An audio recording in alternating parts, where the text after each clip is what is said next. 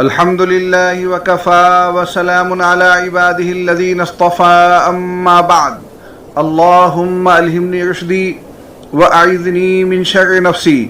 سامعین، 2-3 دنوں سے میری بے چینی کچھ زیادہ بڑھی ہوئی تھی.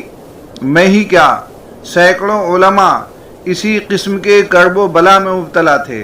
وجہ یہ تھی کہ ہمارے محبوب استاد حضرت مولانا مفتی ابوبکر قاسمی مدظلہ دماغی توازن بگڑنے سے تمل ناڈو میں گم ہو گئے تھے.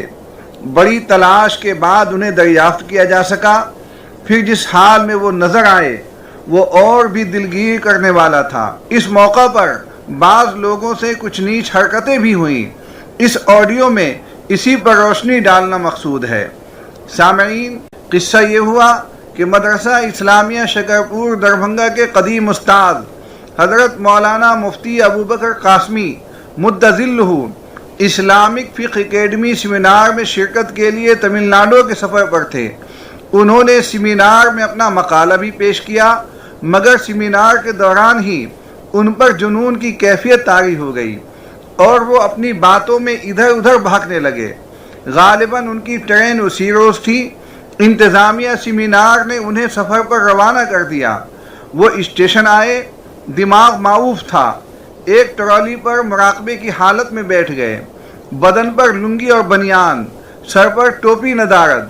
کسی شناسا نے انہیں دیکھ لیا اور ٹوکا تو وہ انہی سے الجھ گئے. نوک جھونک ہوئی، پولیس آ گئی. اس نے انہیں اسٹیشن سے باہر کر دیا. اب وہ غائب ہو گئے.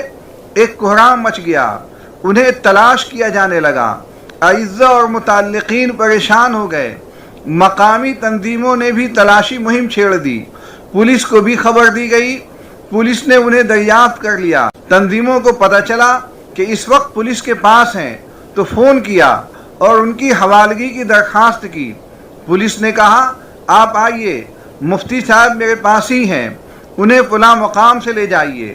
پولیس انہیں مبینہ مقام پر لے جا رہی تھی کہ مفتی صاحب پولیس سے الجھ گئے اور کہنے لگے کہ مجھے کیوں پکڑ رکھا ہے، چھوڑ دو. اسی کہا سنی میں پولیس نے انہیں چھوڑ دیا. اب وہ غائب ہو گئے تو پھر نہیں ملے. ان کے تلامذہ اور محبین و متعلقین کے اوسان خطا ہو گئے. پورا شہر چھان مارا، نہیں ملے. پھر اگلے دن مدراس اسٹیشن کے پلیٹ فارم نمبر 9 پر ملے. عجیب حالت تھی. پاؤں میں جوتوں کی جگہ موٹی موٹی پنیاں لپٹی ہوئی تھیں. دونوں پاؤں اوپر سے نیچے تک رسیوں سے بندھے ہوئے. چہرہ بدحیت. خیر خوشی کی بات یہ تھی کہ تلاش کرنے والے کامیاب ہو گئے.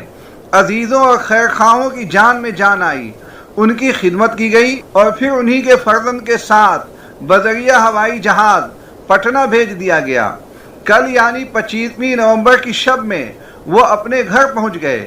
دوا علاج چلا، الحمدللہ اب پہلے سے بہتر ہیں. سامعین، یہ تو ان کے جنون اور دماغی دورے کی بات تھی.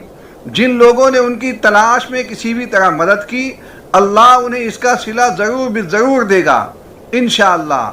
مگر اس واقعے کا تکلیف دہ پہلو یہ ہے کہ ان کے بعض ناقبت اندیش شاگردوں نے ان کا جنون زدہ اور مفتون فوٹو وائرل کر دیا.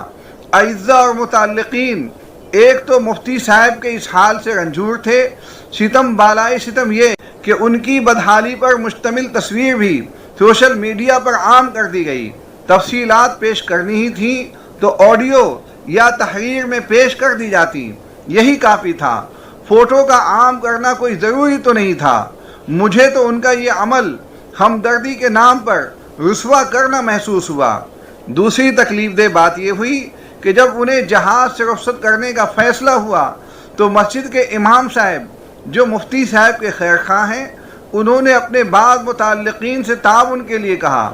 ایک دوسرے صاحب جو امام صاحب سے کافی مخاصمت رکھتے ہیں، انہوں نے آڈیو کے ذریعے یہ افواہ اڑا دی کہ مفتی صاحب کا جنون زدہ فوٹو اور ویڈیو دکھا کر ان کے لیے بھیک مانگی جا رہی ہے اور اسے بھی سوشل میڈیا پر وائرل کر دیا گیا.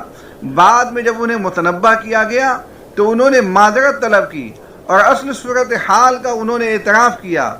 ٹھیک ہے کہ انہیں اپنی غلطی کا احساس ہوا، مگر جن لوگوں نے یہ آڈیو سنا، علماء کے سلسلے میں ان کے ذہن میں کیسے منفی خیالات پیدا ہوئے ہوں گے، اس کا انہیں کچھ اندازہ بھی ہے۔